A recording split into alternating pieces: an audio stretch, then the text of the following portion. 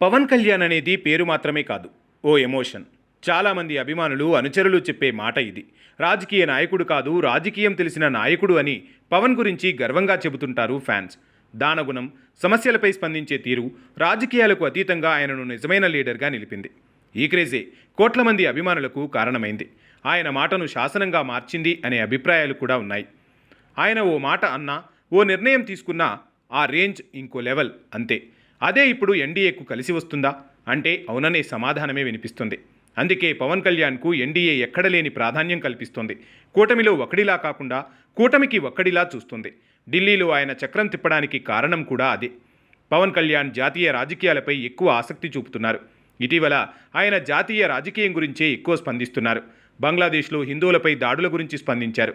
శివరాజ్ సింగ్ చౌహాన్ ఓ tweet పెడితే దానికి ఆయన గురించి గొప్పగా స్పందించారు. ఢిల్లీ పర్యటనలో ఆయన జాతీయ నేతలతో ఎక్కువగా చర్చలు జరిపారు. మహారాష్ట్ర ఎన్నికల తర్వాత పవన్ కళ్యాణ్కు జాతీయంగా ఫోకస్ ఎక్కువైంది. ఆయన ప్రచార శైలికి బీజేపీ అగ్రనేతలు కూడా ఫిదా అయ్యారు. పవన్ ప్రచారం చేసిన ప్రతి చోట ఎన్డీఏ కూటమి అద్భుత విజయం సాధించింది. పవన్ ప్రచారం వల్లే గెలిచామని ఎమ్మెల్యేలు బహిరంగంగా చెబుతున్నారంటే ఆయన క్రేజ్ అర్థం చేసుకోవచ్చు.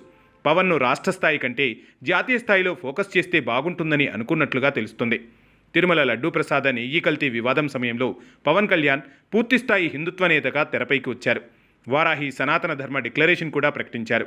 ఈ సమయంలో ఆయన జాతీయ స్థాయిలో ట్రెండ్ అయ్యారు. తమిళనాడులోనూ హాట్ టాపిక్ అయ్యారు. ఓ టీవీ ఛానల్కు పవన్ కళ్యాణ్ ఇచ్చిన ఇంటర్వ్యూ హైలైట్ అయింది. తాజాగా ఆయన సీజ్ ది షిప్ అన్న ఒక్క మాట అంటే ఇంటర్నెట్ షేక్ అయిపోయింది. ఆయనకు జాతీయంగా ఉన్న క్రేజ్ అది అని అర్థం చేసుకోవచ్చు. అటు తెలుగు వాళ్లతో పాటు ఇటు హిందుత్వవాదుల్లోనూ ఆయనకు ప్రత్యేకమైన ఇమేజ్ ఏర్పడిందనే చెప్పాలి.